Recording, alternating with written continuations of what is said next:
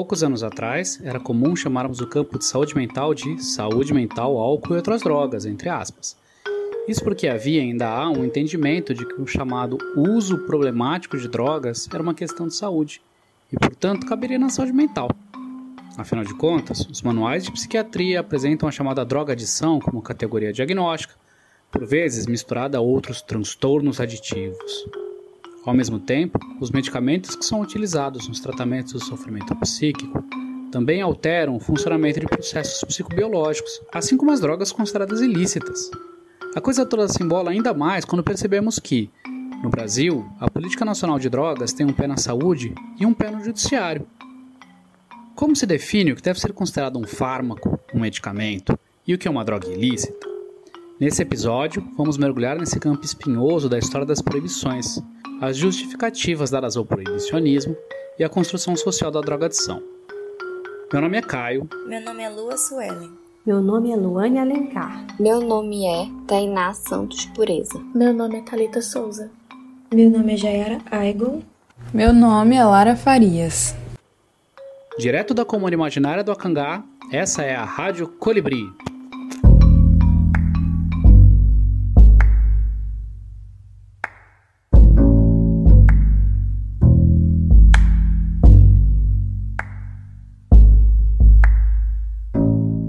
No Brasil, a política que rege a partilha entre o que é considerado droga ilícita e o que é considerado medicamento é exercida pelo Sistema Nacional de Política sobre Drogas, o SISNAD, que coordena e planeja as diretrizes dos recursos federativos para os programas associados a ele. O SISNAD tem como atribuições a prevenção do uso indevido, a atenção e a reinserção social de usuários e dependentes de drogas, e a repressão da produção não autorizada e do tráfico ilícito de drogas.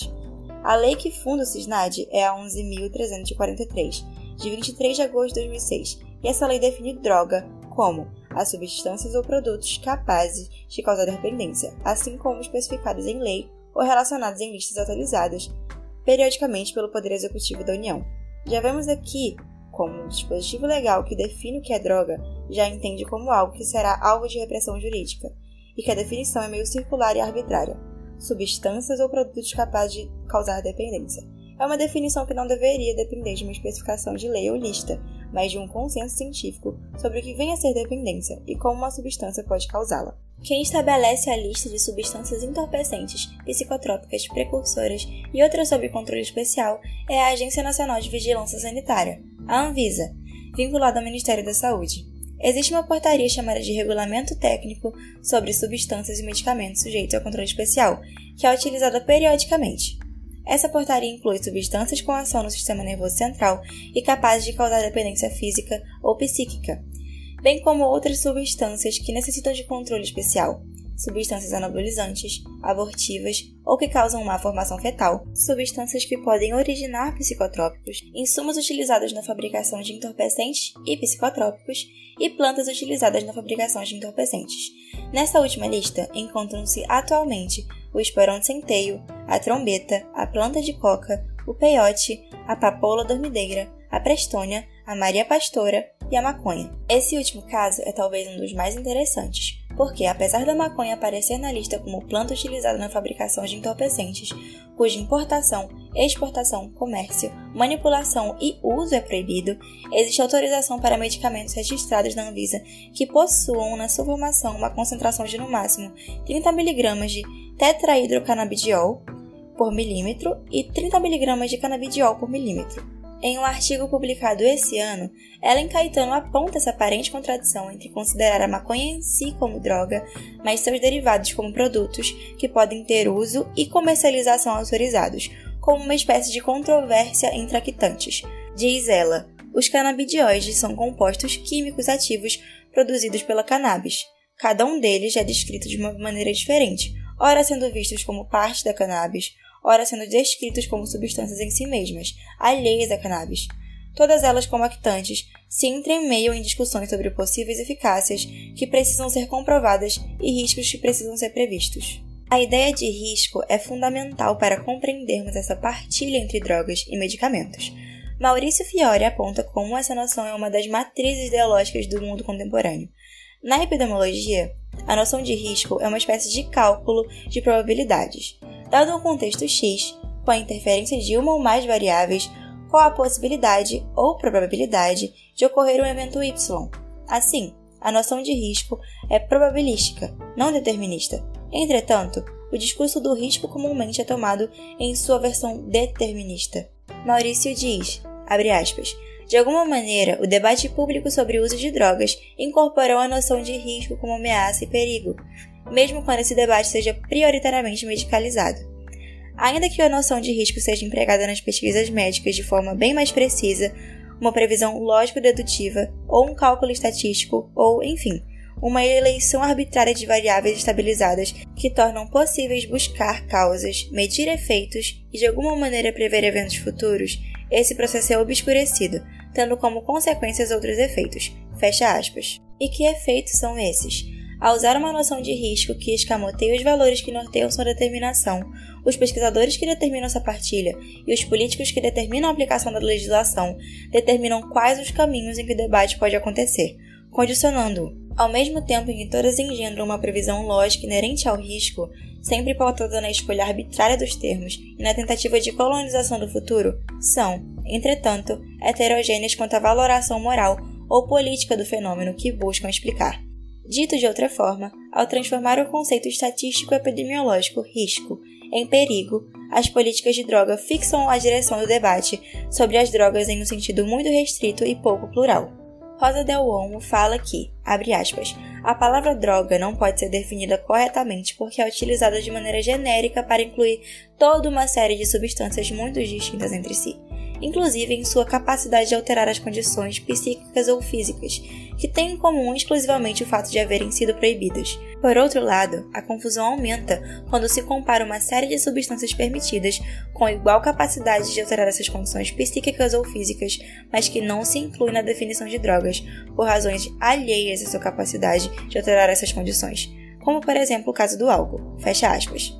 Ter uma definição tão ampla e generalizada do que é droga possibilita que se crie uma polarização entre o bom e o ruim, o que coloca em evidência que talvez os maiores motivos dessa polarização não sejam os riscos do uso de cada substância e nem os possíveis problemas sociais, psicológicos e de saúde causados pela política de redução de danos, mas sim um meio de controle social, pois quando é dito que drogas ilícitas são ruins, proibidas, e drogas lícitas são boas e permitidas, não falamos apenas sobre a substância, mas também sobre quem as consome e quem as comercializa, reforçando diversos estereótipos sociodemográficos e também uma narrativa de criminalização, que perpetua a ideologia de proibição por meio de discurso de temor.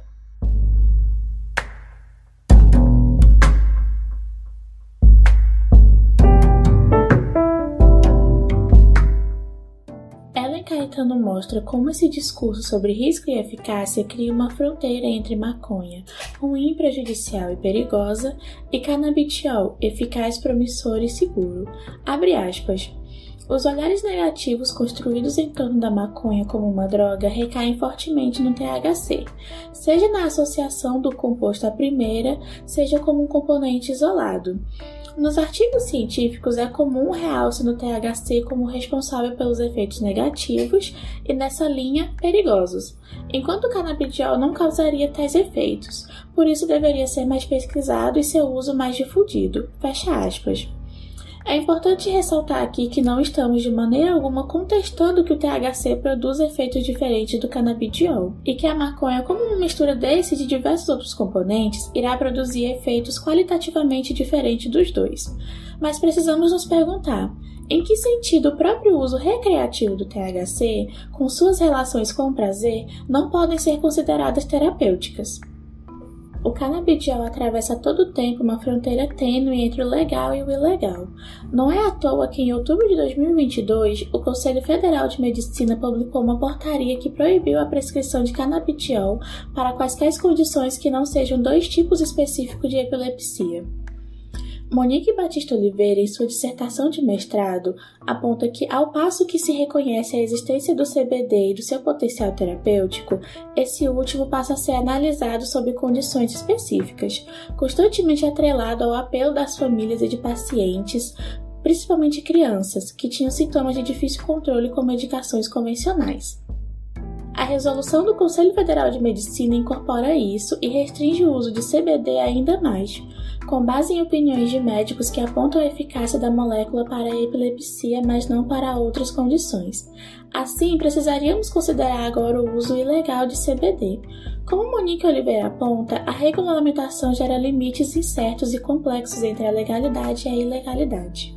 Os exemplos de CBD e da maconha são interessantes porque mostram que a fronteira entre o legal e o ilegal, no caso de substâncias psicoativas, não é definida unicamente por questões relacionadas à molécula em si, mas por todo um conjunto de fatores internos e externos à pesquisa científica e farmacológica. Talvez seja interessante nos voltarmos agora para a história do proibicionismo no Brasil, para explicar um pouco melhor o tipo de fatores externos à pesquisa farmacológica que podem definir o que consideramos como drogas lícitas e ilícitas. O historiador Carlos Eduardo Martins Torquato identifica em seu artigo Breve História da Proibição das Drogas no Brasil, uma revisão, 3 fases do proibicionismo: o proibicionismo moderno, um período de transição e o proibicionismo contemporâneo. A primeira etapa ocorre na primeira metade do século XX, associada a diversos fatores: o papel da elite nacional na efetivação da proibição, justificando a partir da medicina social e do eugenismo, a ascensão da psiquiatria enquanto ciência médica, baseada principalmente no ideal de eugenia, como já discutimos no episódio 16 com a Ana Terra de Leon, e a força do próprio movimento proibicionista brasileiro. Enquanto os Estados Unidos passavam por uma política de abstinência compulsória, a chamada Lei Seca, que entrou em vigor em 1920, os movimentos de temperança brasileiros eram tomados por um certo pessimismo. Como o Torquato nos apresenta, abre aspas, os discursos dos membros eminentes das sociedades pela temperança nacionais, como os de Evaristo de Moraes no seu clássico livro Ensaios de Patologia Social, de 1923, e o do sanitarista Belisário Pena são tomados por um enorme pessimismo. Na concepção dele e de outros contemporâneos, o Brasil não tomava as medidas adequadas para acabar com o alcoolismo, principalmente, e as toxicomanias em geral, graças às tradicionais influências políticas dos produtores de aguardente, fecha aspas. As sociedades pela temperança, bem como a medicina social de caráter eugenista, se baseavam fortemente na teoria de degeneração. A ideia de que há um fator biológico hereditário determinante de transtornos mentais está presente desde os primórdios da psiquiatria contemporânea. Médicos como Pinel, Esquirol, Jean-Pierre Faurret e Baillarger, na primeira metade do século XIX, focavam bastante na importância da hereditariedade da loucura. E nesse viés surge o conceito de degenerência, proposto por Benedict Morel, um psiquiatra com formação bem marcada pela religião católica. Morel buscava encontrar a etiologia natural dos transtornos mentais, e nesse contexto que a degenerência se torna, para ele, a causa mais importante. Mas o que seria essa degenerescência defendida por Morel como sendo a grande causa das doenças mentais? No tempo de Morel, a palavra podia abarcar 3 sentidos. O primeiro possuía sentido moral, a degradação dos costumes. O segundo englobava o sentido anatomopatológico, como a degradação de um tecido. E, por fim, o terceiro sentido dizia respeito, abre aspas, à ideia da existência de um tipo primitivo perfeito que sofreria um processo de decadência gradual e progressiva, fecha aspas. A teoria da degenerescência criada por Morel é baseada na terceira definição da palavra, mas possui uma referência teológica mais evidente. Dessa forma, partindo da ideia cristã da perfeição divina, Morel afirma que os males, vícios e erros seriam transmitidos de geração em geração, a partir do pecado original. E, assim, segundo ele, essa degeneração se acumularia e se acentuaria ao longo das gerações, e isso, em seu extremo, levaria à esterilidade e extinção daquela linhagem. Seria uma maneira de a natureza eliminar esse mal acumulado naquela geração. O médico francês Théodule Ribot pega as teorias de Morel e as incorpora em suas teorias sobre as drogas em um texto de 1883 chamado Les maladies de la volonté, em português, As doenças da vontade. O historiador Howard Kushner, em um artigo de 2010, mostrou como esse texto apresenta uma explicação hereditária para uma série de transtornos, incluindo comportamentos que hoje seriam classificados como dependências de álcool, de comida ou de sexo. Para Ribot, esses comportamentos produziriam uma destruição cumulativa do sistema nervoso, que seria herdada pelas gerações futuras. Howard Kushner também mostra como a teoria da degeneração se somou às teorias do influente neurologista americano James Huggins Jackson. Esse neurologista estudava convulsões e epilepsias e propôs uma teoria da dissolução, na qual lesões no neocórtex revertiriam os processos evolutivos pelos quais as estruturas corticais superiores restringiriam as funções emotivas inferiores. Guardem bem essa informação, porque esse modelo explicativo é muito semelhante com o praticado por alguns neurocientistas. Tanto a teoria da degeneração quanto a teoria da dissolução são traduzidas nas explicações populares, no começo do século XX, sobre os efeitos fisiológicos do álcool e de outras drogas. A historiadora Susan Speaker conta a história de Richmond P. Robson, um congressista americano que escreveu em 1919 um panfleto chamado Alcohol and the Human Race, o álcool e a raça humana. Robson fundou a American Alcohol Education Association, a Associação Americana para a Educação sobre o Álcool, em 1921, e afirmava que o álcool é uma toxina que paralisava os glóbulos brancos do sangue, impedindo que essas capturassem os germes que devoravam quem bebia. Isso levaria à destruição dos, abre aspas, centros do cérebro cuja atividade sustenta o sentido moral, fecha aspas, resultando em uma espécie de evolução retrógrada. No Brasil, diversos programas de combate à mestiçagem e de arianização da raça brasileira foram desenvolvidas pela Liga Brasileira de Higiene Mental, sempre baseando-se na ideia moreliana de melhorar a raça. Conversamos com nosso amigo Vander Wilson, antropólogo e estudioso das drogas, sobre essa construção histórica.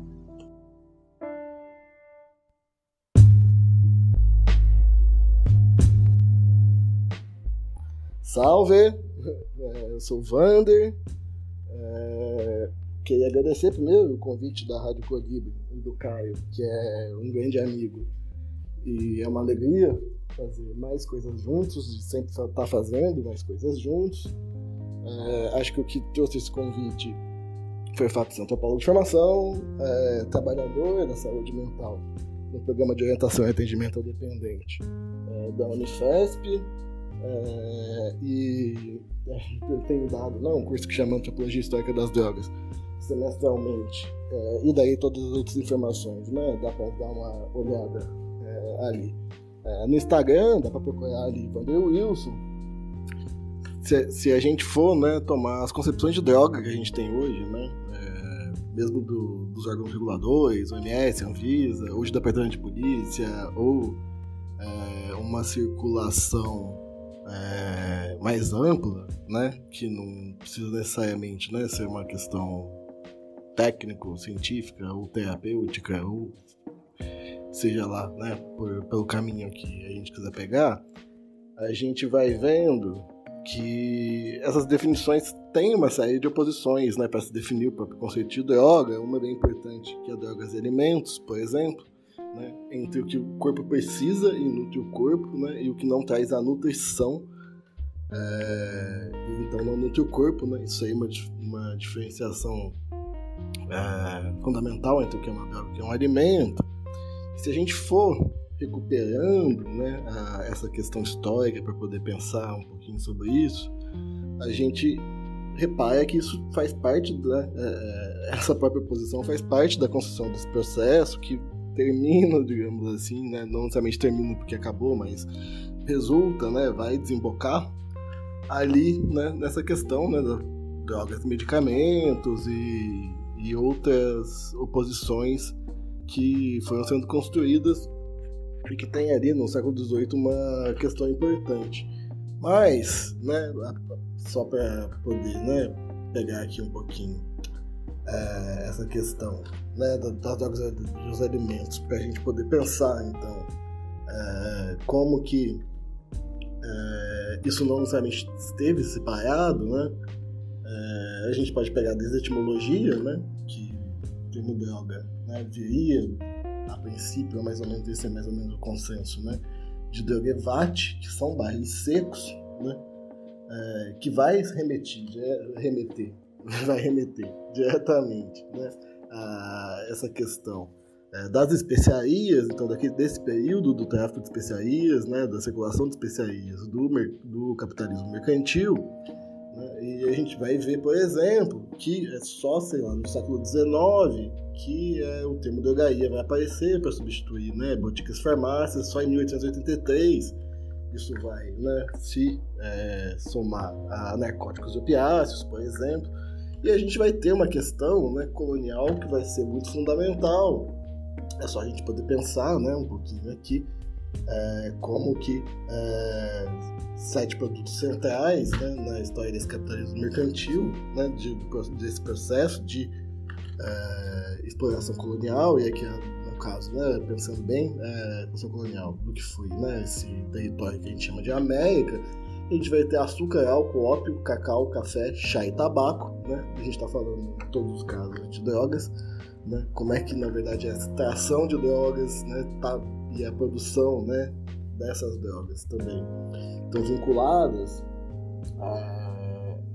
ao que foi, né, todo o sistema escravocrata, ao que foi a construção da própria classe operária na Inglaterra, né? Você tem, por exemplo, toda uma questão do chá adoçado, que vai de um costume nobre inglês a uma popularização, e que vai ser super importante com uma coisa que pra gente é muito familiar, né? Que é dar energia pro trabalhador, né? Que a gente pode substituir aqui no nosso âmbito, né? Pensando o que é o cafezinho do intervalo do trabalho, né? E essa questão de dar energia e da produção e desse vínculo, né? Entre a droga e o trabalho, e isso foi algo relativamente importante ali na própria momento de formação da classe que a gente entende por classe trabalhadora, enfim, ali na Inglaterra, né? Só para entender como é que essas separações não estavam necessariamente feitas, né? A gente pode pegar, por exemplo, o próprio dicionário da língua portuguesa recompilada, né, do Antônio de Moraes Silva, de 1813, né, que vai ter ali na definição de droga, né, pinturas, azeites, raízes, né, para tinturas, produtos de seda. A própria definição de pimenta é uma droga aromática, por exemplo. Então, ali, né, nesse momento, assim, dessa formação desse capitalismo mercantil, dessa exploração colonial, a gente vai ter essa questão das drogas que tem uma questão relevante do que é a produção, né, a produção na colônia, o roubo na colônia, a invasão colonial, o rastro de sangue, né, deixado pela colonização, e vai ter uma série de repercussões que vão já trazer algumas das questões que a gente tem, né? Por exemplo, o rei James I, em 1604, né? Ali também, né? Nesse território dominado pela Inglaterra, vai escrever um texto contra o tabaco, né? E uma das questões, né, que vão estar ali e que vai estar em jogo também nessas separações, né, vai ser que o tabaco não foi, né, trazido nem por nenhum grande conquistador, nem por um estudioso ou doutor em medicina. É um costume da corrupção e da barbárie, vai ser algo associado ao que né, se chamava dos povos selvagens, em comparação ao que é a régua, né, do colonizador, medindo todos os costumes, e isso vai se distribuindo, né, por uma série de plantas e outras, né, substâncias.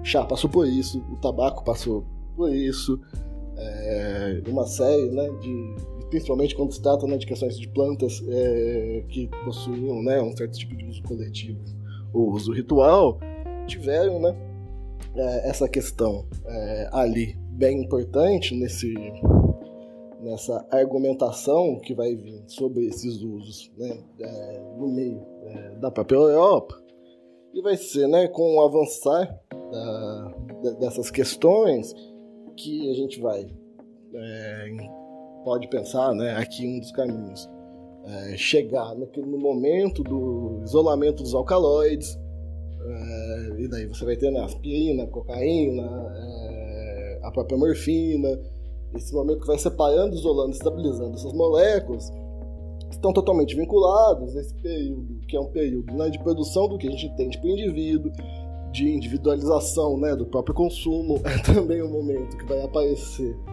as primeiras noções mais ou mais parecidas do que aquilo que a gente entende por dependência. Também a gente pode, inclusive, né, ler essa questão também como certo tipo de processo de individualização, num sentido de isolamento, né, nesse sentido desse indivíduo que é produzido, né, como algo isolado no interior da produção, da construção desse liberalismo, dessa forma do liberalismo que está se dando ali do século XVIII, século XIX, mais ali no adiantar da carruagem, né, que é esse isolamento de moléculas que vai sendo entendido as substâncias de uma forma mais isolada também, né, um certo tipo de individualização molecular, digamos assim, né. Então, disso daí, enfim, a história caminha, se desdobra, um resumo, né, que a gente conseguir aqui pensar um pouco, mas que daí vai estar totalmente relacionado à questão prescritiva, né, a questão, ao mesmo tempo, de um lado, da estabilização dessas moléculas, né, e a pesquisa com essas moléculas, e de outro, o que vai sendo, né, a questão das plantas, a questão do que estava ligado aos povos considerados selvagens. Vai ter também, né, toda uma questão que vai olhar para o que foi o processo de inquisição, né, o que foi chamado de caças bruxas, que também vai ter uma relação muito forte ali, e tudo isso está meio ali nesse vínculo, né, tanto da construção, né, digamos assim, do conceito de drogas, quanto nessa separação entre drogas e medicamentos, que vai passar fundamentalmente para essa apelação na construção mais próxima da gente, né, pela prescrição e pela questão que vai se fundamentar aí, principalmente na medicina. E eu acho que é essa questão mais importante, né, para a gente conseguir pensar um pouco aqui nesse começo. Se a gente, né, retomar essa questão colonial das próprias drogas, de pensar, né, essa colonização que na verdade tem, né, nesses produtos que hoje a gente entende por drogas, produtos importantes, né, de formação do próprio capitalismo, que passa, né, pela produção da escravidão, pela produção da questão, né, do vínculo entre produção e uso de uma substância, da individualização do consumo, e fundamentalmente, né, do roubo, né, tanto de terras quanto dessas plantas que vão sendo levadas, né, para a própria Europa. Uma das formas de ler, né, digamos assim, é a própria relação, se a gente quiser fazer a transposição entre tráfico, né, e drogas, né, pensando que na verdade o capitalismo nasce do tráfico, toda a questão das drogas meio nasce desse tráfico de drogas transportado para a Europa, mas só que o monopólio, digamos assim, é desse Estado colonizador.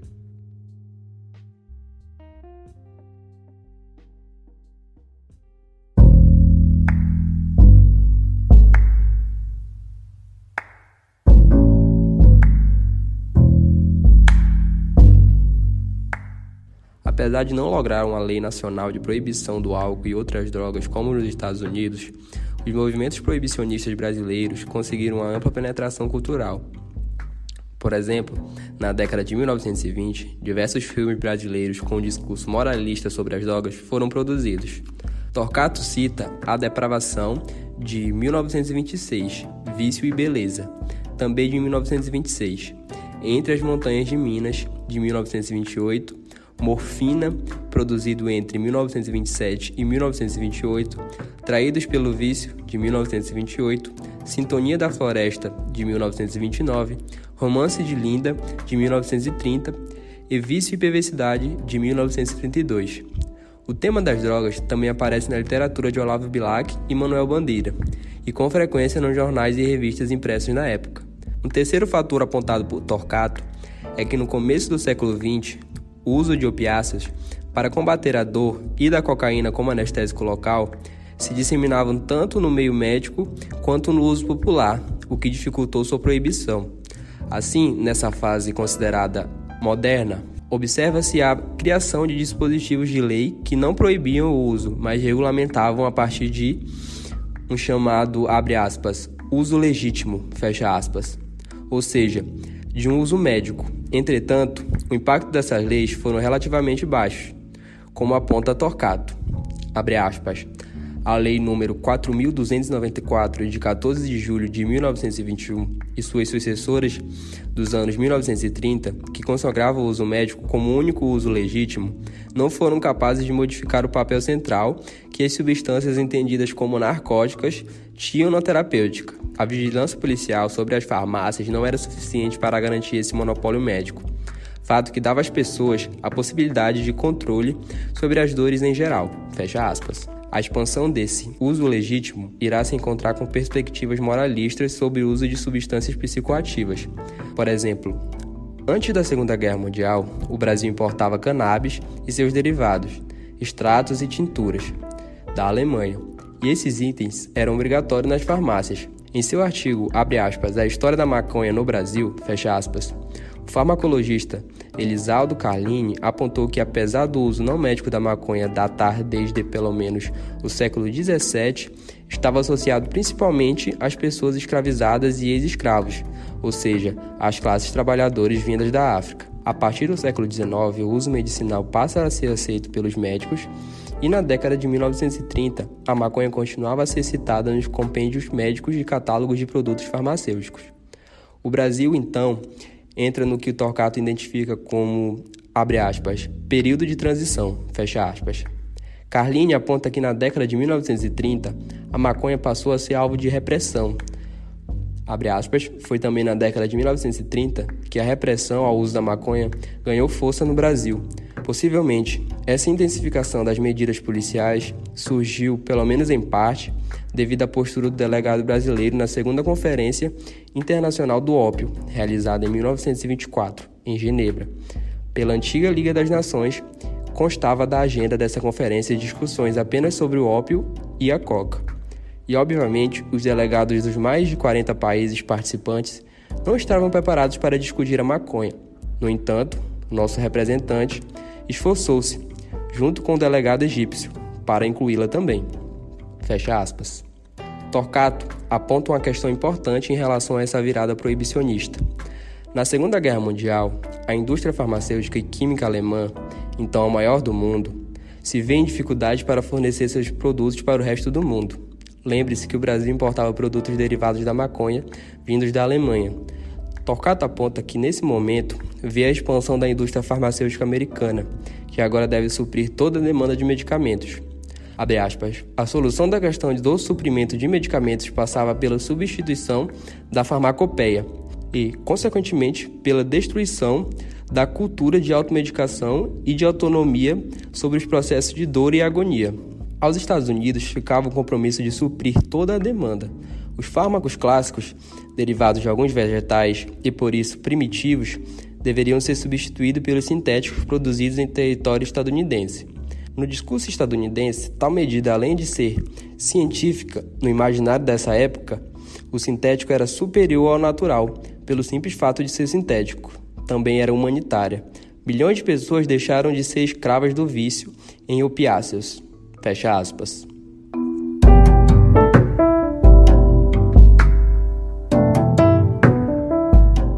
Essa substituição da farmacopeia clássica, que usava cocaína, maconha e opiáceos como forma de automedicação e redução de dor e da agonia, é acompanhada por uma nova partilha entre drogas lícitas e ilícitas, agora entre fármacos sintéticos e a farmacopeia clássica.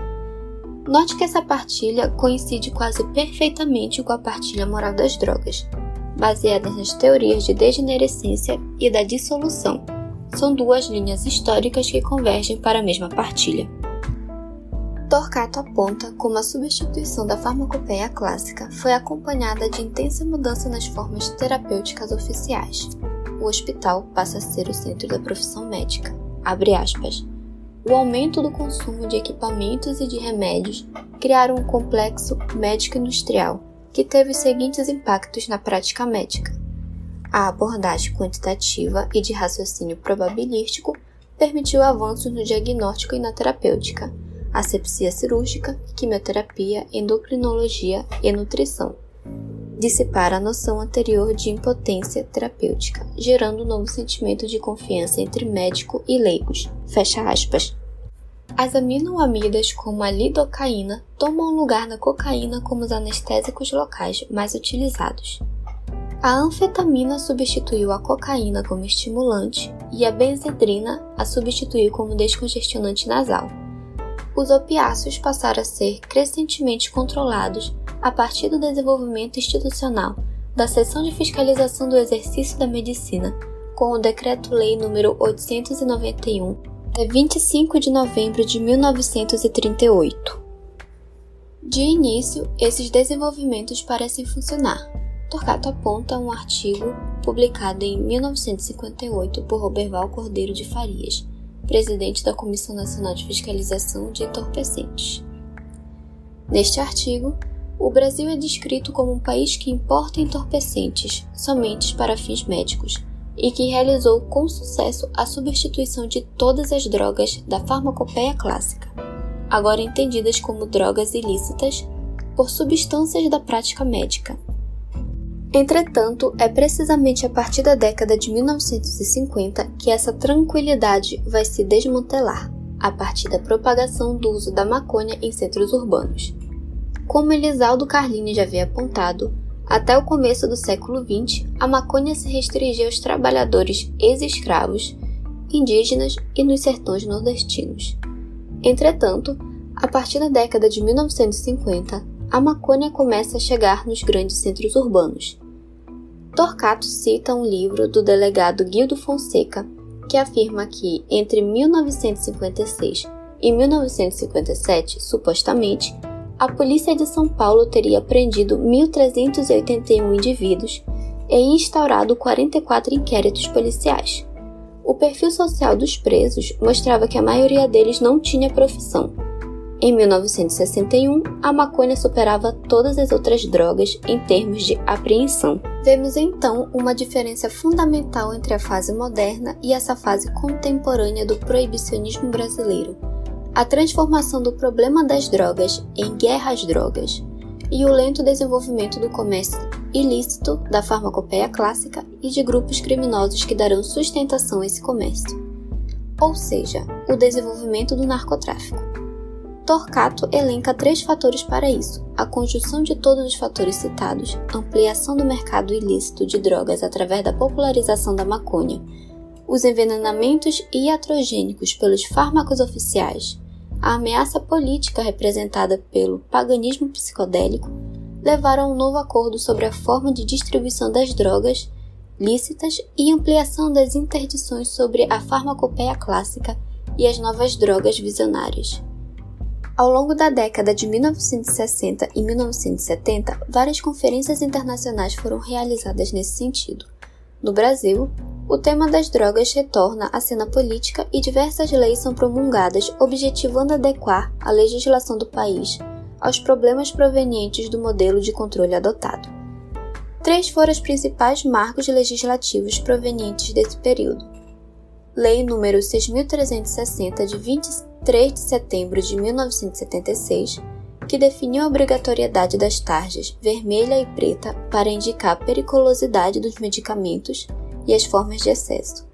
Lei nº 6.368, de 21 de outubro de 1976, que definiu regras extremamente repressivas, igualava traficante e usuários com penas altíssimas ao crime de tráfico de entorpecentes.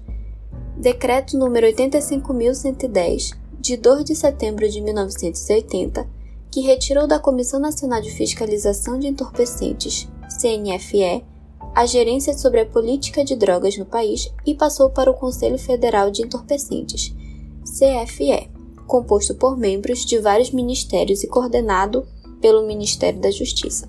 Essas mudanças históricas mostram pra gente que a partilha entre drogas lícitas e ilícitas também é atravessada por interesses políticos.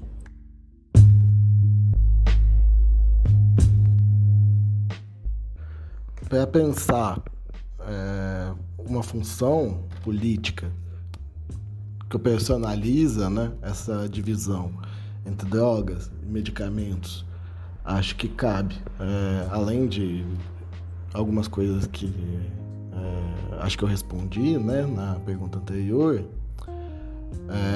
pegar dois momentos, né? Um deles bem fundamental é a própria construção do que vai se entendendo por proibicionismo como uma prática moral e política que vai defender, né, essa regulação por meio do Estado, mas essa regulação que vai vir junto, né, do sistema penal, também com essa divisão que vai se dar entre o traficante e o adicto, né? A primeira legislação que opera esse tipo jurídico, né, vai vir com a Lei Harrison de Narcóticos nos Estados Unidos, em 1914,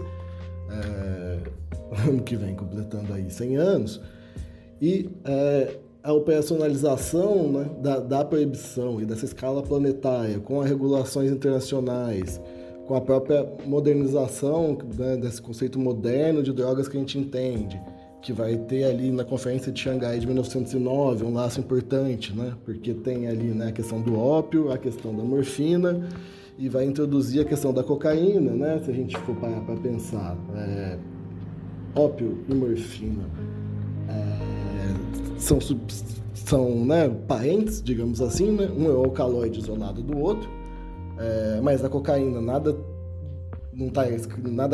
garante que precisa estar sobre uma mesma categoria, né, digamos assim, que os próprios opioides, né? Então faz parte da formação desse laço conceitual e a operacionalização dessas questões também derivadas dessas questões, né, da colonização, do selvagem, do estrangeiro, de como é que você vai associando, né, plantas e substâncias desses outros povos, né, diferenciando eles do que vai se entendendo por pacto civilizacional, vai operacionalizar o que a gente tem, né, talvez como forma mais acabada, né, o que vai ser a declaração do Nixon lá para frente, na década de 70, de guerra às drogas, que vai ser uma operação de justificar, né, um certo tipo de intervenção policial e de monitoramento policial em territórios específicos, populações específicas, e que vai, né, operacionalizar todo um certo tipo de, ao mesmo tempo, distribuição entre o que é, né, o tratamento de saúde e o que é o encarceramento, é sempre esse meio do caminho que o campo das drogas vai colocar e jogar na nossa cara, que essa é a própria história do que é a formação, né, da ciência psiquiátrica, é a própria história do que foram, né, a constituição dos asilos, né, está sempre entre esse meio do caminho, né, entre o cárcere e a instituição de saúde, e vai ser, então, sobre essas populações que vão incidir esse carceramento a partir, né, desse monitoramento e dessa ação policial nesses territórios e nessas populações.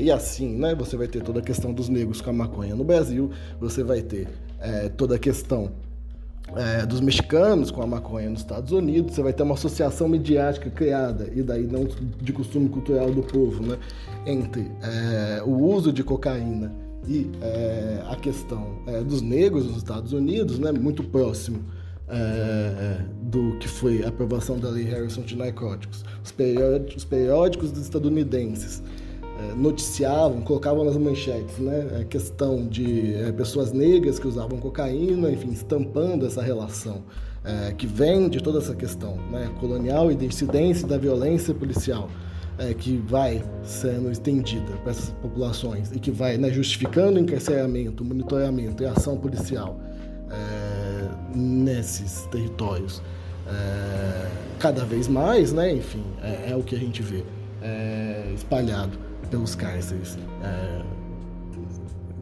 democraticamente, digamos assim, nessa instituição que vai cada vez mais também, né, cumprindo ao mesmo tempo, né, o que é uma função, digamos assim, uma função manicomial e uma função jurídica de encarceramento, só a gente poder pensar, né, o que é o uso de ansiolíticos, por exemplo, no interior do sistema prisional. Isso, né, digamos assim, que essa divisão entre drogas e medicamentos vai estar também atrelada, no fim das contas, ao que é a divisão entre o legal e o legal. E essa operação do legal e do legal vai sendo manejado ali nesse meio do caminho, pelo que é o sistema penal, que é uma discussão e a sua própria relação, né, que é intrínseco a ele, que é a seletividade do sistema penal, entre a relação de quem vai ser preso, quem não vai, quem vai constituir a delinquência, quem não vai, como é que se produz o que é ilegalismo, como é que se produz, né, a margem de aceite do que vai ser ilegal, do que vai ser gestado como legal, do que não vai, aonde vai estar a infração, onde vai estar a prisão, aonde vai estar o lucro possível de se extrair dessa divisão, e tudo isso eu acho que faz parte um tanto também aí desse caldo. E um outro momento que é importante, né, dessa divisão vai ser, né, muito mais para frente, quando a gente pegar, né, o que hoje o que a gente entende por psiquiatria baseada em evidências, mas que é a introdução da pesquisa epidemiológica dentro da própria psiquiatria, porque ela vem, né, de uma produção, que é uma produção da psiquiatria estadunidense, que está totalmente colada ao que é a história do liberalismo. Isso é textual, né?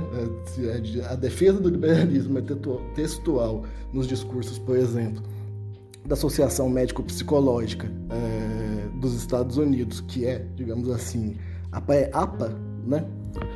Que é essa Associação de Psiquiatria estadunidense, que hoje produz o DSM, e a introdução dessa epidemiologia na psiquiatria vai ter ali, junto, né? E daí pela epidemiologia a gente vai ter, né, a pesquisa com duplo cego placebo controlado, todas essas questões.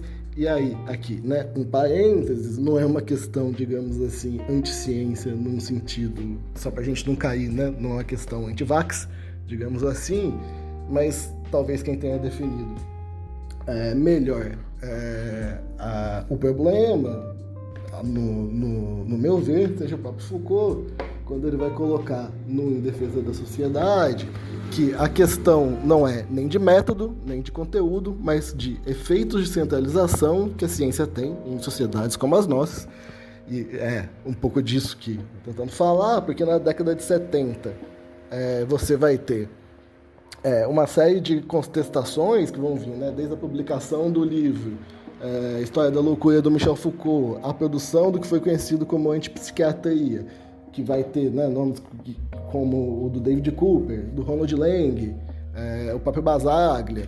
Vão ser todas as articulações que vêm do interior da própria psiquiatria, mas que vão, né, juntar, digamos assim, o que estava essa questão da saúde, da formação deles próprios na saúde, né, repensando e tentando fazer uma série de novas experiências e produções com o que é, digamos assim, um saber histórico-político. É isso que está, por exemplo, no David Cooper via uma questão revolucionária, é isso que vai estar também, né, no próprio Basaglia, vai ter uma articulação com a fenomenologia no pensamento do Ronald Lang.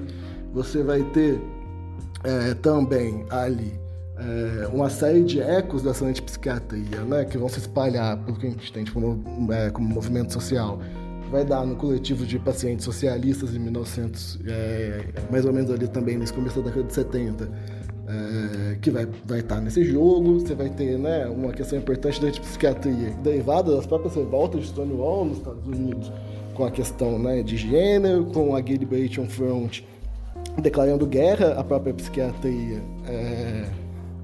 ali pensando que o homossexualismo é a parte dos manuais, né? Então é considerado uma patologia. Então eles barram a reunião da Associação Americana de Psiquiatria em 1971, né? E fazem textualmente essa declaração de guerra, visto que é a vida deles que estavam sendo tiradas. Então você tem um eco bem importante social, resumindo assim, que constitui todo um período. A antipsiquiatria foi super importante também, porque que a gente conhece como autonomia operária, que teve, né, ali seus ecos, tanto na Itália, mais ou menos ali até a década de 80, mas também, né, na Espanha, franquista na transição democrática espanhola, também em Portugal, também na França. Enfim, você vai ter uma série de convulsões sociais que a antipsiquiatria esteve envolvida, e a introdução da epidemiologia vai ser aquilo, né, que vai sendo trazido como a cientificação da própria psiquiatria, baseada nessa questão, né, da medicação, né, dessa estabilidade da molécula da medicação. E essa ação, né, que vai se dar sob o controle da própria psiquiatria vai ser importante, então, para você tirar o que é essa ruptura que estava se dando pelos próprios psiquiatras, que eram, né, parte desse movimento que tomava esse argumento histórico-político como uma declaração de guerra, digamos assim, né? Juntar essas questões com o argumento histórico-político é a possibilidade, né, de colocar um mundo novo desde o presente e a possibilidade de romper, né, com o próprio capitalismo, e vai ser, né, via essa introdução da epidemiologia, que só para dar, né, um exemplo, e daí a Inglaterra, né, que é onde nasce a expressão antipsiquiatria, talvez seja um ponto bem importante, nasce com David Cooper. Você vai ter, por exemplo, a introdução da epidemiologia psiquiátrica por uma pessoa chamada Michael Shepard. O obituário do Michael Shepard, por exemplo, né, da universidade que ele lecionou, vai trazer ele como aquele que venceu a estreiteza da explicação histórica e conseguiu aplicar a questão biomédica a questões sociais, né? Então, assim, a medicação, junto, né, com essa pesquisa que vai vincular essas moléculas ao cérebro e também universalizar essas moléculas no tempo, vão ser também bem importantes, né, na operação de manter, né, essa questão da medicação e da prescrição sobre, né, essa questão fundamentalmente da técnica médico-psiquiátrica, excluindo, né, essa argumentação histórica e tanto que, né, se você for ver, a introdução, né, de substâncias que eram consideradas ilegais no interior da possibilidade terapêutica, ela só se dá, né, baseado na introdução dessa própria racionalidade que vai, né, cindir esse argumento histórico, né, e cortar ele como base não científica, produzindo o que se entende por evidência como algo que vem somente dessa pureza epidemiológica. É claro que, assim, não significa que todos os psiquiatras necessariamente, né, façam essa conexão entre método, né, e corte da história, mas isso foi bem importante no sentido de momento histórico que isso aparece, e não deixa de ser uma história, né, contada, né, no interior da própria psiquiatria, e vai ser então, né, a introdução dessa racionalidade que vai poder, né, colocar essas substâncias mais ou menos legais, para citar, né, a música do disco novo do Planet Hemp, que é Remedinho, né, se eu não me engano, talvez não seja Remedinho, mas que o D2 vai chegar e vai falar que, bom, agora para calar a hipocrisia, a gente vai ter que falar que a planta, né, é medicinal.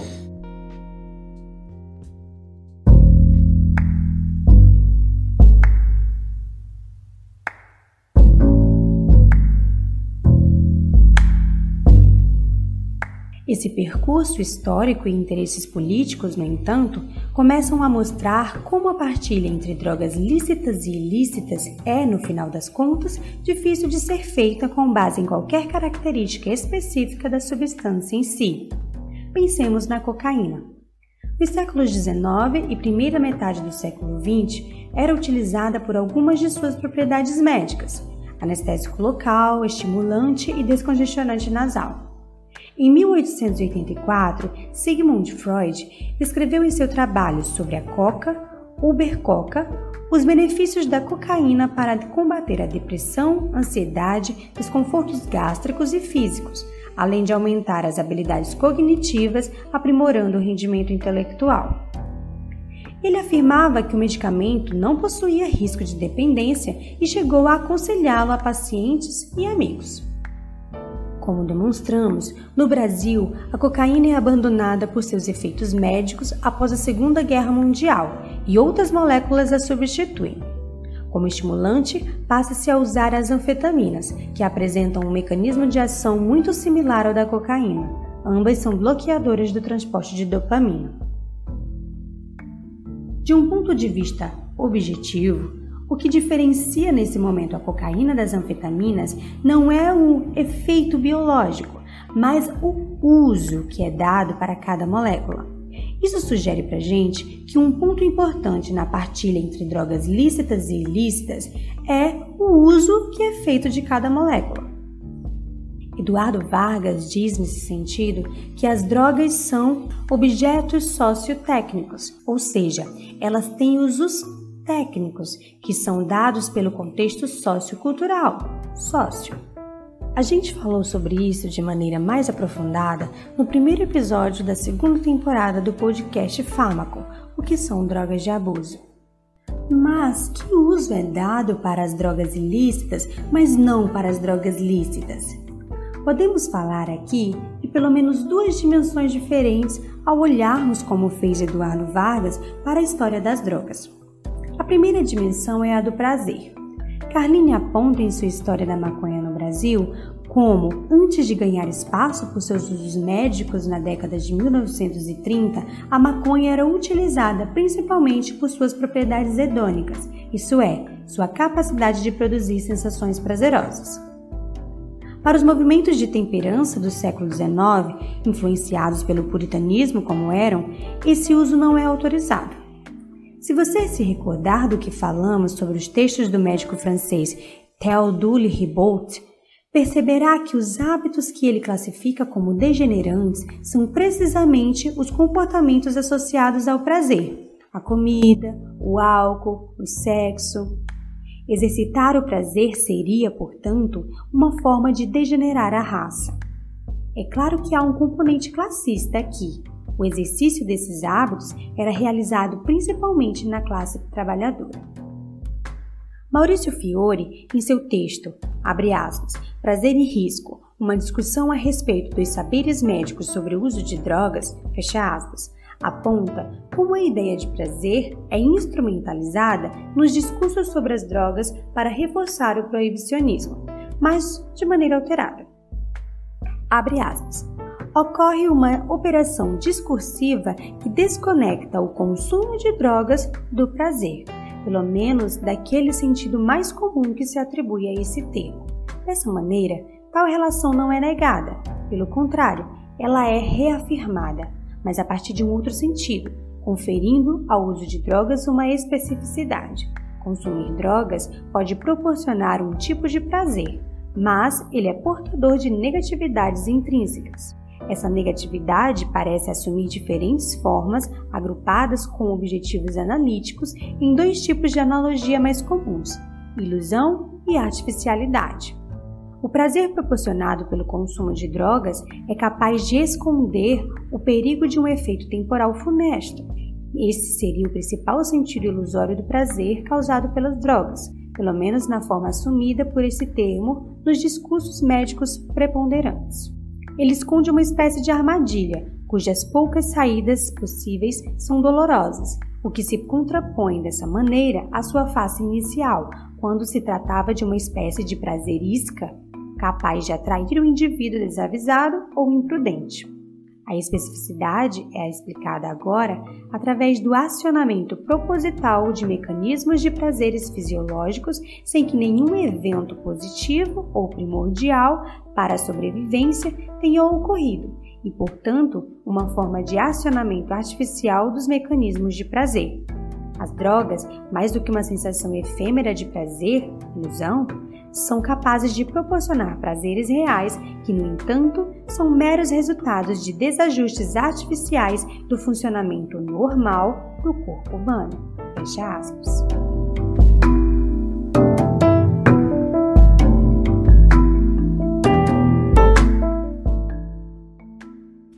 Assim, uma droga passa a ser ilícita quando seu uso se dá por meios não médicos, principalmente para obtenção do prazer, como aponta Eduardo Vargas, abre aspas, foram os saberes médicos farmacológicos os nominalmente acionados, na grande maioria dos casos para fundamentarem cientificamente tais políticas de repressão. Não é à toa que a criminalização de certo conjunto de uso de substâncias se deu em conjunção com a invasão farmacêutica e com o crescimento da importância social das atividades biomédicas. Também não é à toa que a restrição do sentido do vocábulo drogas tenha sido contemporânea desses processos. Daí que, em todos esses casos, A política de repressão, a partir da então tornadas hegemônicas em torno das drogas consideradas ilícitas, tiveram nominalmente um duplo fundamento, médico e jurídico. Fecha aspas. Vemos isso no discurso da artificialidade do prazer, como apontou Maurício Fiori, a partir de uma fala retirada de uma entrevista com um psiquiatra especialista em drogas. Abre aspas. E as drogas dão uma espécie de curto-circuito, dão ao corpo uma espécie de prazer sem que ele exista, dão uma ilusão química do prazer. Fecha aspas. Esse acionamento dos saberes médicos farmacológicos pode ser observado também na passagem da farmacopeia clássica de Torquato aos fármacos sintéticos. Também pode ser observado nas teorias atuais das neurociências sobre o uso de drogas, o chamado modelo CBRD, que assume que a dependência é uma doença crônica recorrente do sistema nervoso. Em versões popularizadas desse modelo e, portanto, ainda mais simplificadas, as drogas e outras atividades que produzem prazer sequestram circuitos no mesencéfalo que estão associados ao desejo, ao prazer e à recompensa, em grande parte envolvendo um neurotransmissor chamado dopamina, produzindo respostas particularmente fortes e rápidas. O uso repetido resultaria em neuroadaptações que fazem com que os usuários tornem-se particularmente vulneráveis à recidiva. A historiadora Susan Speaker mostrou como essa retórica é muito parecida com a combinação de teorias de degeneração e dissolução do século XIX, e as consequências políticas são muito parecidas. O neurocientista Carl Harter escreveu em um artigo de 2020 que, abre aspas, a deturpação da evidência cerebrográfica relacionada a drogas contribuiu para os estereótipos desumanizadores. Elas modam uma retórica política insensível e políticas e práticas nocivas. Fecha aspas. Esse pesquisador tem mostrado repetidamente o quanto o discurso do modelo CBRD é baseado menos em evidência científica do que em estigmas, preconceitos e outros valores questionáveis relacionados a usuários de drogas. Os antropólogos William Garrett e Eugene Reichel apontaram em um artigo de 2015 como uma boa parte da literatura das ciências sociais critica esse modelo como mais uma interpretação medicalizante da dependência que negligencia fatores ambientais e sociais, com o potencial de estigmatizar usuários de drogas como pessoas com alterações cerebrais consideradas irreversíveis, incapazes de realizar escolhas racionais. Esse modelo, portanto, remoraliza os comportamentos que afirmam analisar sem juízo de valor. Muitos críticos desse modelo veem ainda uma preocupação crescente com a penetração de algumas de suas teorias na cultura, dando legitimidade científica para a expansão de atribuições de dependência relacionada a outras substâncias, bem como as atividades como jogo, videogames, uso de internet, consumo de pornografia, compras, comida, sexo e intimidade. O argumento central emprestado do modelo CBRD é que realizar essas atividades levaria a um aumento desproporcional na liberação da dopamina a partir desses núcleos mesencefálicos, produzindo o mesmo tipo de efeito que as drogas. Trata-se de uma inferência reserva que não tem espaço sequer na lógica clássica. Além da questão do prazer, um outro uso das drogas pode ser entendido também em relação a uma espécie de unidade do eu, como apontado por Wendell Wilson em um artigo recente, publicado agora em 2023. A ideia de unidade do eu sugere, a partir da enunciação de profissionais da saúde que parecem afirmar a existência de um eu unitário e constante no tempo, mais real do que qualquer outra forma de apresentação e compreensão de si mesmo, em uma etnografia com pessoas que frequentavam ambulatórios voltados para o atendimento à dependência de drogas. Wilson apresenta o caso de R, que frequentava um dos ambulatórios para cuidar de sua dependência de álcool, e dizia que quando parava de beber, ele não era mais o mesmo, era outra pessoa. A partir de relatos semelhantes, afirma que a partilha entre fármacos e drogas também se dá a partir do uso em relação a essa unidade do eu. A própria separação entre drogas e medicamentos, entre substâncias usadas pelos pacientes e as prescritas pelos médicos, produzem definições e fronteiras sobre o corpo em relação ao eu. As medicações tornam-se parte dessa feitura, na medida em que estabilizam um eu original que se mantém no tempo, enquanto as demais drogas agiriam tanto em uma fuga quanto em certa anestesia. A gente conversou com o Ander para entender um pouco melhor essa questão.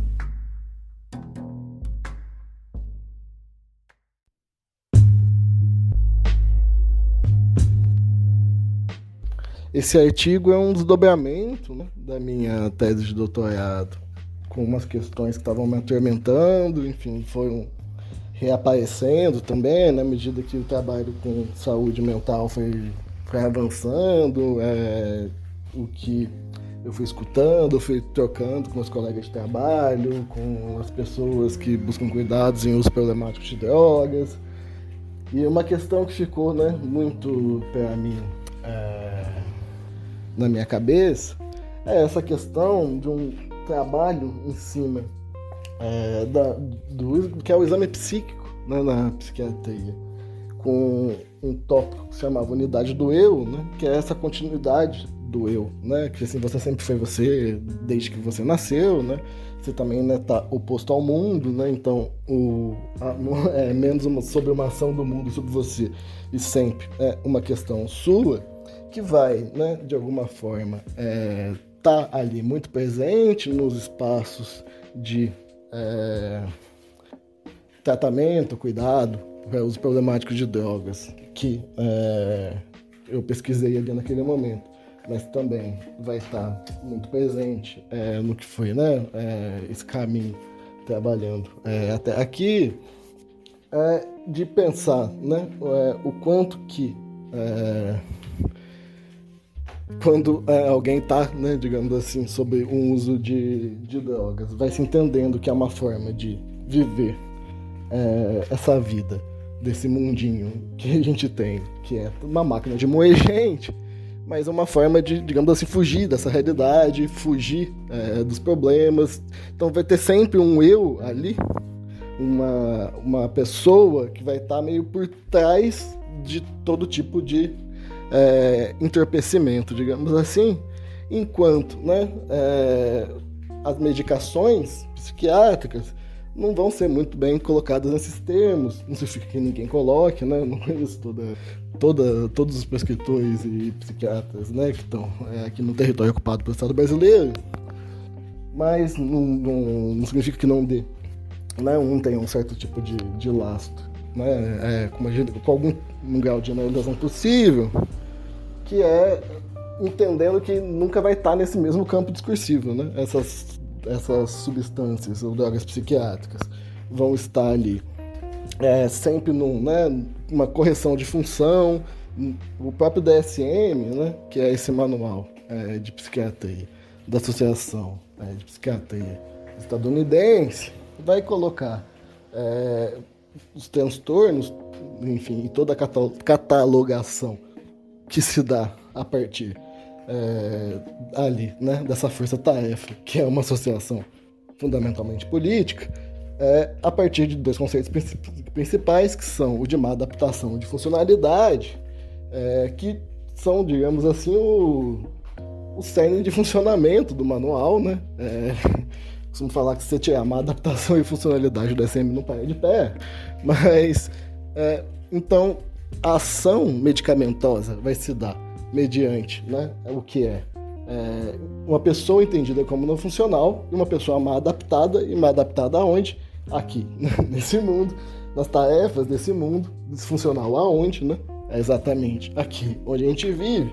E o quanto que isso vai, né, se encontrando com o que vai sendo a produção histórica do neoliberalismo, num sentido de ir distribuindo, então, né, a partir dessa divisão também faz parte um pouco, né, dessa operacionalização, é claro que não é a única, vai estar sendo colocado, então, uma distribuição de escolhas e responsabilidades, né? Então são as escolhas da pessoa, a responsabilidade da pessoa sobre essas escolhas, mas a questão, né, vai sendo sempre uma iminência ali, está sempre no possível, e no possível muito próximo, né, acontece com alguma frequência, a responsabilização, digamos assim, individual, né, digamos assim, de um certo tipo de máquina de fracasso social, que vai produzindo a frustração, a ansiedade e uma série de outras questões, e ao mesmo tempo você vai, né,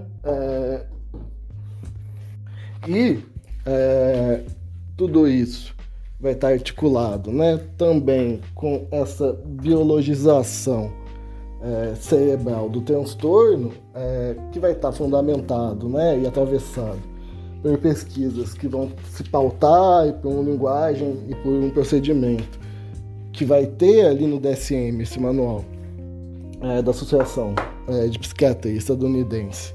É um documento importante que funciona e opera a partir, né, dos conceitos de má adaptação de funcionalidade, e daí uma pessoa disfuncional, ela é ao mesmo tempo uma pessoa que é disfuncional biologicamente em algo cerebral e disfuncional para o mundo e para as atividades que esse mundo, que é uma máquina de moer gente, exigem da gente, né?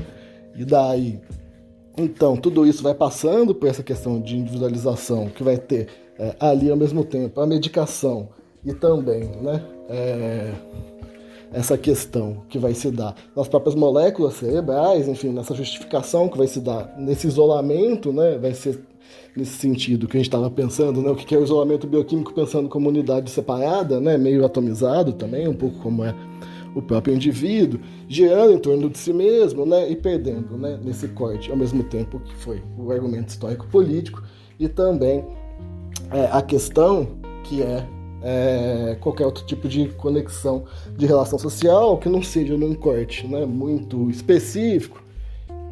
Sei lá, um exemplo recente para a gente pensar aqui, por exemplo, é a introdução do burnout, né? O que ele vai colocar, né, como esse esgotamento desse estresse em ambiente de trabalho, né, em relação à produção.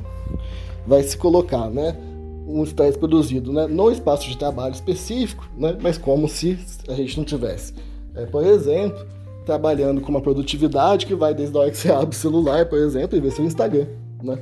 Então, só para dar um exemplo, poderia ter essa discussão aí seria longa, mas assim, como é que, por exemplo, a introdução, né, dessa questão da patologia, ela vai cortar um espaço específico para transformar essa patologia numa questão, né, ou de um ambiente localizado, ou de um indivíduo localizado, e tudo isso, ao mesmo tempo, vai universalizando, né, essas substâncias e moléculas cerebrais, né, no campo da história, assim como a própria nomenclatura, né, do DSM, no sentido de você poder reencontrar esses transtornos na história e contar, né, a história da própria psiquiatria como se fosse apenas uma evolução do progresso da ciência que está, né, se dando aí por esse caminho, que é um caminho da evolução humana. Então é uma coisa quase natural que a ciência evolua e resolva todas as suas mazelas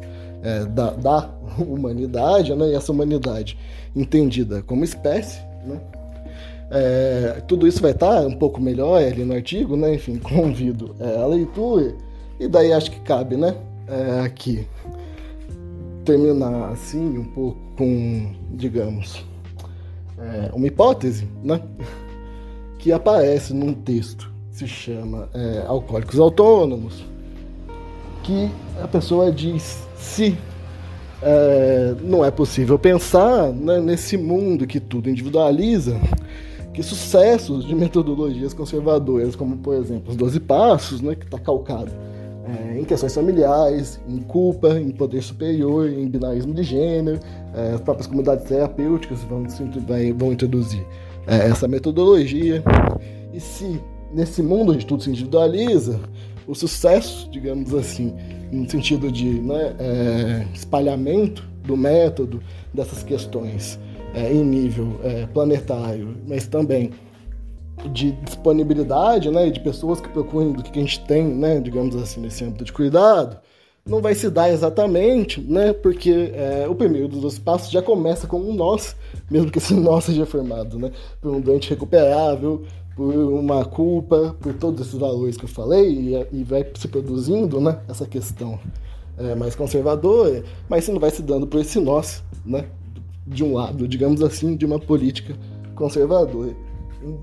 E daí, né, enfim, só para deixar aqui, exatamente isso, por exemplo, né, que pensavam os Panteras Negras, quando ali também, no começo da década de 70, eles ocuparam o hospital do Lincoln Center, né, Lincoln Center Hospital, ali no South Bronx, junto com os Young Lords, e na ocupação, enfim, resumindo bem a história, se colocou ali o hospital para funcionar um tempo, um pouco de maneira autogestionária. Para se desocupar o hospital, né, eles pegaram um pedaço do hospital para eles, mesmo na desocupação, e fundaram ali, né, o primeiro que se chamava ali, programa de desintoxicação de uso de drogas, né, sob controle popular. Então um programa de desintoxicação de alguma forma, tentando, né, dissolver um pouco, né, essa autoridade que vai vindo da construção, da regulamentação pública estatal, e os dois pilares básicos, digamos assim, né, desse tipo, né, de tratamento ali, né, organizado por eles naquele momento, foi, de um lado, né, a acupuntura para sintomas de abstinência, mas, enfim, eu acho que isso é uma outra discussão. Eu acho que o que interessa pensar aqui é que o pilar fundamental desse tipo de cuidado é exatamente o que chamava de educação política, que na verdade é produzir uma educação política em relação, né, ao que é ali, tanto a questão dos próprios Panteras Negras, a questão dos negros nos Estados Unidos, mas também, né, a questão do que é a instituição policial, o encarceramento e o próprio capitalismo. E porque com essa educação política se vinculavam essas pessoas numa comunidade, só que essa comunidade é eminentemente política. Então acho que cabe, né, aqui, enfim, só para a gente encerrar, terminar um pouco com essa minhoca na cabeça, que também é a minhoca que me habita. Nesse episódio, vimos que a separação entre fármacos e drogas ilícitas vai muito além de uma mera questão de segurança. Trata-se, como Eduardo Vargas diz, de uma verdadeira partilha moral que evoca um discurso médico-farmacológico para apoiar essas divisões. Mas elas são, como vimos, arbitrárias e historicamente determinadas. A própria história do proibicionismo no Brasil mostra isso. Espero que essa discussão contribua para entendermos a questão das drogas e da dependência de maneira mais nuançada.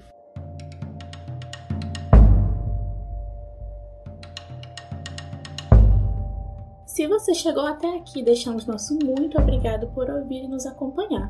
Estamos retornando de um hiato de férias, então fique atento aos próximos episódios. Se você quiser saber um pouco mais sobre as referências do episódio, links para redes sociais e muito mais, entre radiocolibricast.wordpress.com. Se você gostou do que ouviu aqui e quer mais episódios, assine o podcast no Deezer, Spotify, Funquail ou na sua plataforma favorita usando o RSS. É só ir no site radiocolibricast.wordpress.com para encontrar essas informações. Você também pode nos ajudar compartilhando esse episódio com alguém que você goste, deixando suas 5 estrelas para o podcast no Spotify ou no Apple Podcast. A Rádio Colibri é um projeto de extensão da Faculdade de Psicologia da Universidade Federal do Sul e Sudeste do Pará. A equipe é composta por Luane Alencar e Thalita Souza, alunas de Psicologia na turma da Unifespa em Jacundá, por Jaiara Aigon, Laira Farias, Lua de Oliveira, Pedro Dias e Tainá Pureza, alunos da Psicologia da Unifespa em Marabá, e por Caio Maximino. Saudações e até a próxima!